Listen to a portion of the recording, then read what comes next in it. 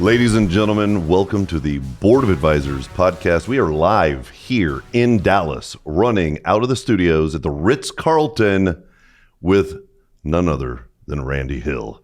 Randy, welcome to the show. Mike, it's good to be here. Thank you for having me. God, he's a freaking cowboy. You can hear it in his voice. I love it. It's good to be here. Thank you, buddy.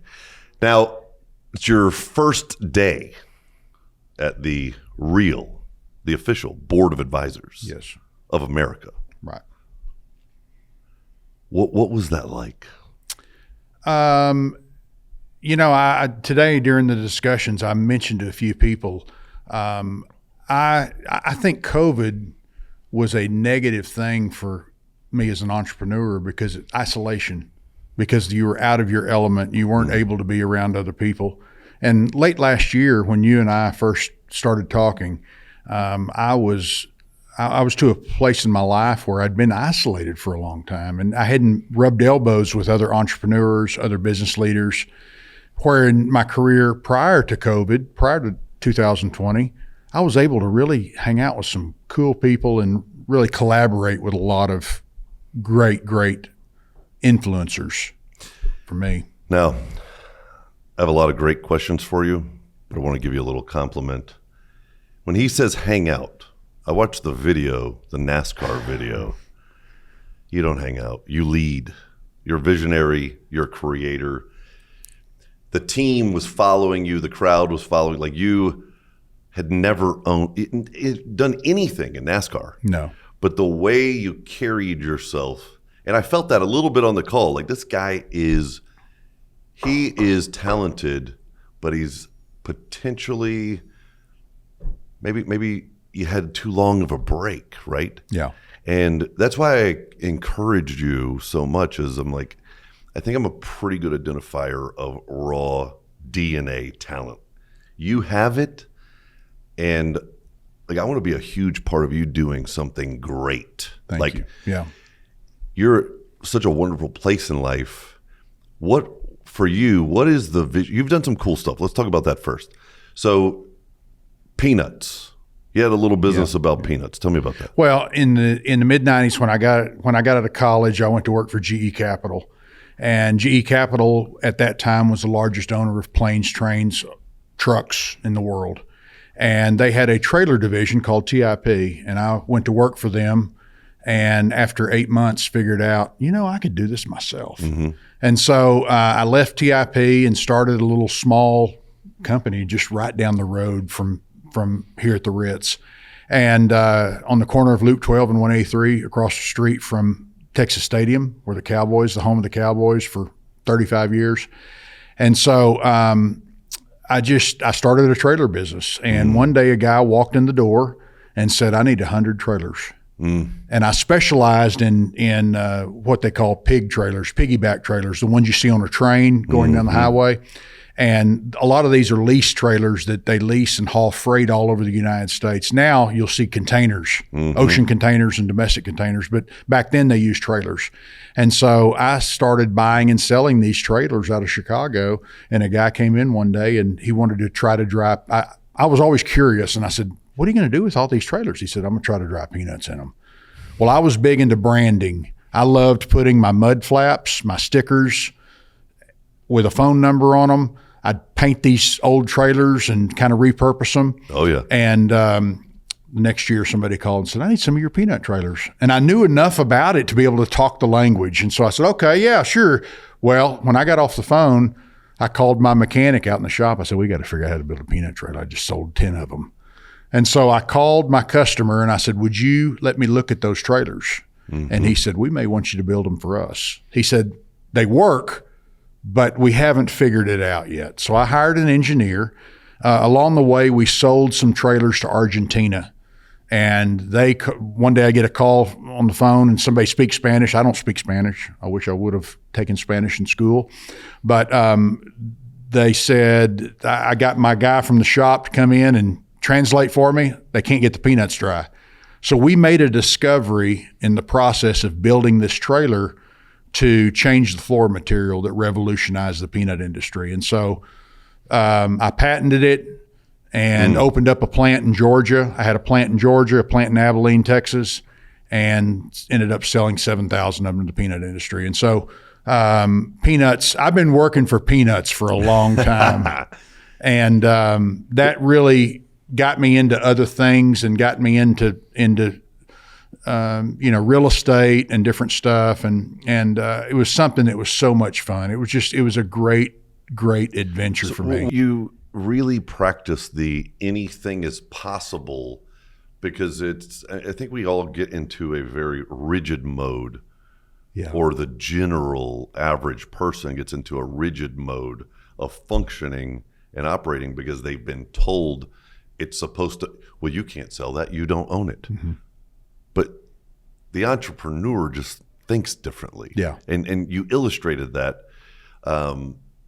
What was could you give me just quickly for the ones who have no idea who you are but find you interesting, what were kind of the business high points, right? So it went from kind of this business to that business to that business, and then we landed in NASCAR, right? So how did just the high points? Well, I think the main thing was figuring out that I could do whatever I set my mind to, mm-hmm. and I could learn things. But I want to get to something, because your confidence in that video was so high, and like the guy asked you, so what do you know about NASCAR? Nothing. And you were like, nothing? But it was like a nothing where it's like that was almost why you were so confident, So I want to know, what was the journey, the high points, like you did this, you did that, you did that. That journey is important. Relationships. That's the total thing. Was God blessed me with the ability to make relationships and make friendships and meet people, and I'm not scared, and I'm not intimidated to walk in and meet somebody. I remember the first time that when I started venturing off into NASCAR, the first time that I went to, I've got a real funny story about the NASCAR stuff. I came up with this concept about doing a TV show, mm-hmm. and about the story about NASCAR was, when I was in the trailer business, that's when they built Texas Motor Speedway. And I had no interest. I didn't grow up around racing. We didn't have it here in Dallas. And in '97, they built the racetrack. And that was right in the heat of the growth of advanced trailer and an economic expansion. Absolutely. With super Walmarts going up everywhere. Home Depots. Yes. Yeah. And we had a retail expansion that was massive, especially here in Texas. And so my business was very, very good. It was growing rapidly, and people would invite me to the racetrack. I had no interest. It wasn't something that interested me. So a few years later, in 2009, someone invited me to a race, gave me some tickets. And I went to the racetrack, and I was like, this is unbelievable. And one of my friends that went with me that gave me the ticket, we saw Furniture Row's 78 car, and there was no decals on it. And he said, that's what you could do next. You could start a NASCAR team. I remember my first NASCAR race. We were in the pit. It was so visceral. It was beyond what I could even imagine. The way, just the visceral aspect of the engines and the crowd, and it was just wild. You try to kind of think you're going to have a certain type of experience, but man, when that thing just hits the crowd, the machine, right? It's wild. It is. Yeah. It right now, it makes the hair on the back of my neck stand up. So anyway, we went to the racetrack, and I was leaving the track, and one of my friends said, what'd you think? I said, I'm going to get into this. I'm going to figure out a way to get into this. So I developed this idea about starting a team, but doing a TV series about it, a docu-reality series. This was before Duck Dynasty, before all these hot shows. And so I found some producers, and we filmed it, and the producers were excited about it. Was that like your plan for sponsorship? Yeah. Yeah, for exposure. Yeah. So you had an exposure mechanism, right, that others weren't doing. Right. That you were going to. My analogy was, back then Robbie Gordon was a California guy, a Baja guy, and he was a NASCAR driver. And when I went and first met with NASCAR, I told him, I said, if Robbie Gordon walked into a convenience store in Abilene, Texas, nobody would recognize who he is. I said, but if somebody if he drove his car in there, they'd recognize him. Mm-hmm. If Rick from Pawn Stars walks in that convenience store, everybody knows him. Mm-hmm. And I said, that's the power of television And if you'll let me tell my story and tell your story, I think I can build a big brand. Now it's just the power of media. Yeah. You know, when you have eyeballs and you're recognizable, I mean, you don't even really have to be the best looking. You don't have to be the best anything. No. You have to be recognizable. Right. And so that was my basis. I went to NASCAR. I had a little bit of footage that we had shot. We didn't know you couldn't do that. We didn't know it was illegal. And so I took a DVD. That's why you don't ask. Yeah. You just ask for forgiveness, not permission. And so I set up a meeting to go. I called my congressman. You know, this is how we work. Yeah. We call the guy we know, and he knows somebody, and he knows somebody. It's what BA is. I got a guy.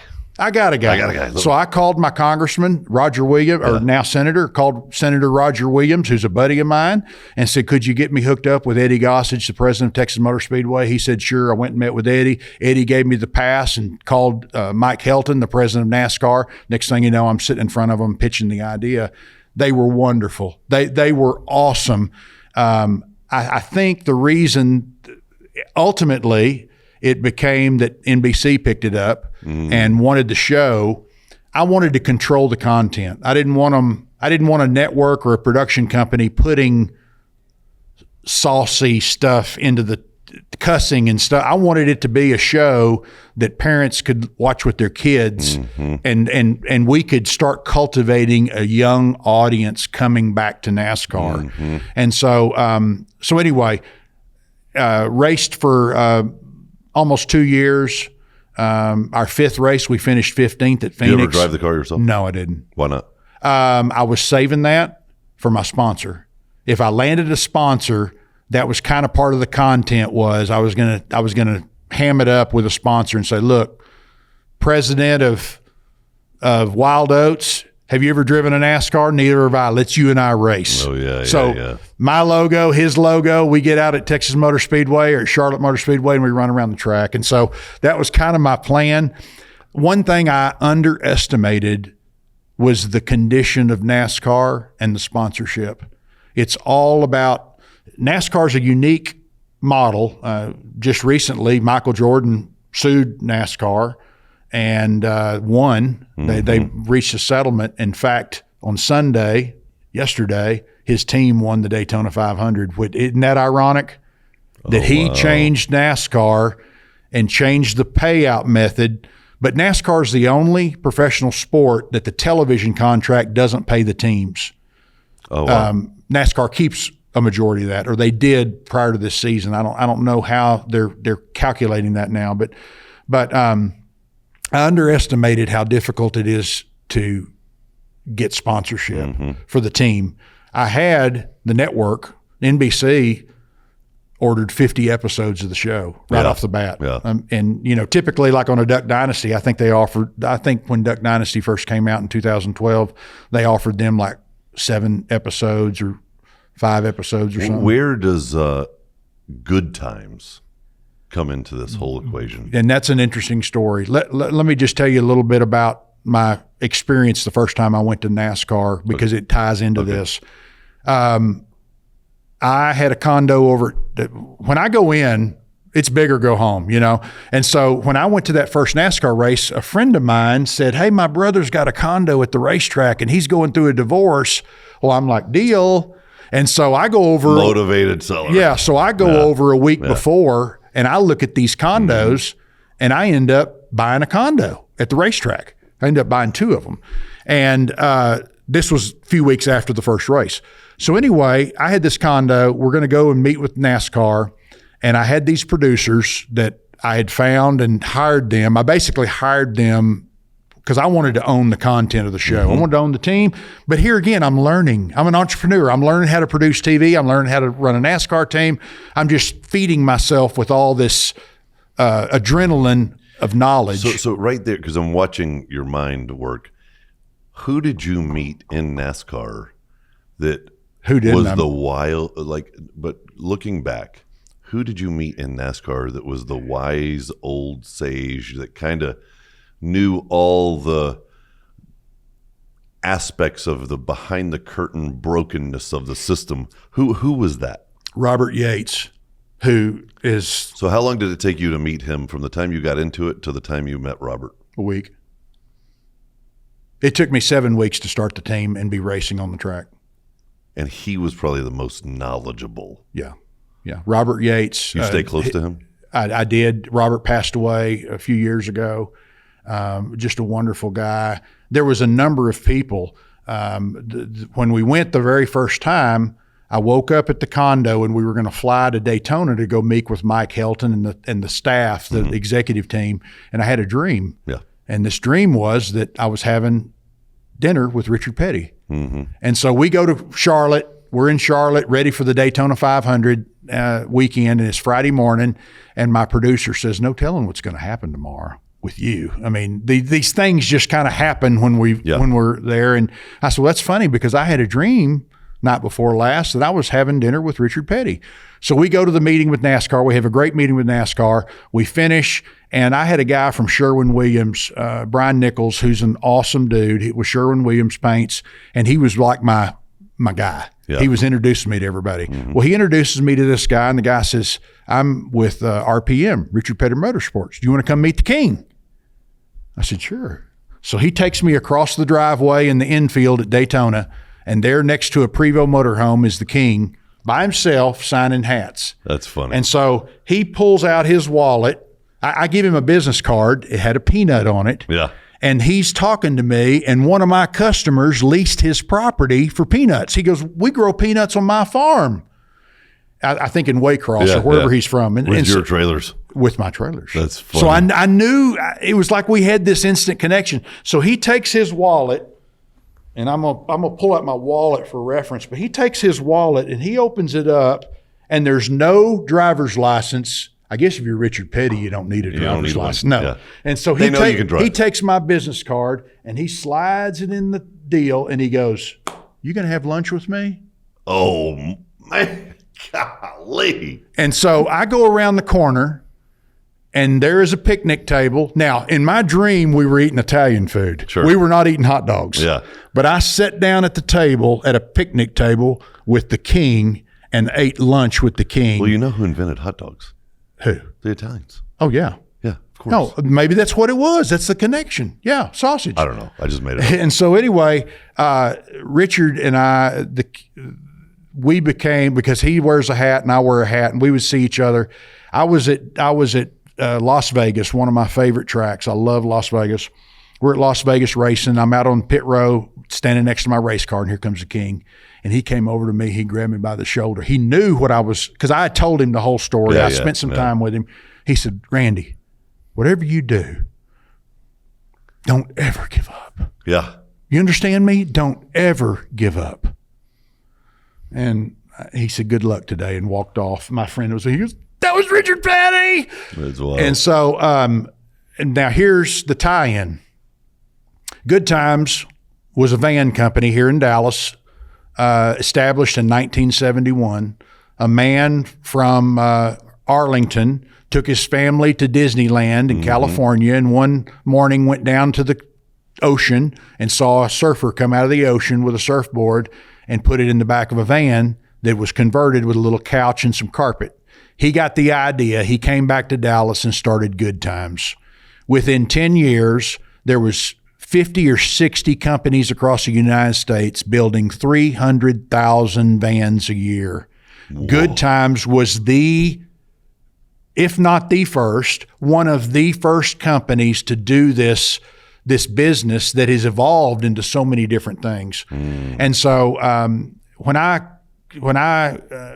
during my NASCAR adventure, I got remarried. My wife, a year later, got pregnant, and we had a baby. And at this time, we were supposed to be launching the show with NBC. And one day my wife said, "How long do you keep doing this? And when do you give up?" And it had been a rough 4 years. I mean, I had worked so hard on it. I had spent a fortune. I mean, literally a fortune, every bit of my fortune. On the NASCAR. On the NASCAR thing, because I believed in it so much. And so I told her, I said, "If we don't have something done by September the 15th, I'll shut it down. So I shut it down, and she said, what do you want to do? And I said, I want to go back to work. I want to own a car dealership. And she said, well, what would you want to do? I said, well, I would want to be a little small town car dealer. And so I went to work for a group here in Dallas, Ken Snitzer, wonderful family here in Dallas, been in legends in the car business. And I told him, I said, I don't want to be a manager. I just want to learn the business. I want to learn about holdback and dealer options and stuff like that. And I'd been there about 6 weeks, and they said, with your commercial background, conversions, why don't you take over our Sprinter van department? And so I took a department that was selling 1.5 vans a month. And when I left a year later, they were selling about 14 vans a month. But my patent attorney, Rob Ward, who's here in Dallas, a wonderful friend of mine, that's something you're going to hear me say often is friend of mine, because these people that helped me, that's how I do it. They're my friends. I develop relationships. I have a customer that bought the most peanut trailers from me. He's been retired for 15 years. He called me last week to tell me he had a new grandbaby. So if we wanted to invite people on the journey with you, because we have so many people listening, how could they reach out and discuss the idea? I mean, going forward, like, who doesn't want to have a good time? Right. And who doesn't want to be part of a brand, Good Times? Mm-hmm. So how would you invite them? Where would you send them? Is there well, a URL? They can go to the website, goodtimesvans.com, TIMES, goodtimesvans.com. They can go to my website, randyhillentrepreneur.com, and I'm easy to find. I try to. That's one thing that we've always done, is we've tried to make it easy to find. When somebody wanted a peanut trailer, all they had to do was Google it. You can Google my name and probably find me very quickly. And if there was anything for the young, aspiring entrepreneur that probably is going to hit a few hurdles, what in their journey, what kind of advice would you give them? Don't give up. Keep going. Keep believing. Keep dreaming. That's the thing that has catapulted me, is dreams. I knew I could start a NASCAR team. I knew it. All I had to do was make the friendships. Yep. All I had to do was make the connections. Years later, I read an article where Richard Petty had a Good Times van. And there was an article in the Washington Post in 1980. Richard Petty, they had all the NASCAR stars in January of 1980. President Carter had all the NASCAR stars come to the White House. In that article in the Washington Post, 3 times it says Richard Petty in his NASCAR van, in his Good Times van. And but those are just coincidences. Yeah. It's not anything that's not natural. It's not anything, you're not doing anything wrong by making a friendship. Yeah. What you kind of remind me of is the guy that has the Midas touch with the relationships that lead to the opportunity that get things done. Ladies and gentlemen, if you want to meet individuals like Randy Hill, Board of Advisors is exactly where you want to be. For all the listeners, if you want to go to randyhillentrepreneur.com or goodtimesvans.com, right? Reach out, schedule a call, fill out a form. Randy's awesome. He'll have a conversation with you. And I think going on the journey to develop this out with you, for me, is the reason that we do Board of Advisors. Building the relationships and going on these journeys to not just help to create the success, but be part of the story and your success is really the reward for us. So I'm so glad you're here. Thank you for brother. having me. I appreciate you including me, and I'm just really excited about being here. Absolutely. You're the man.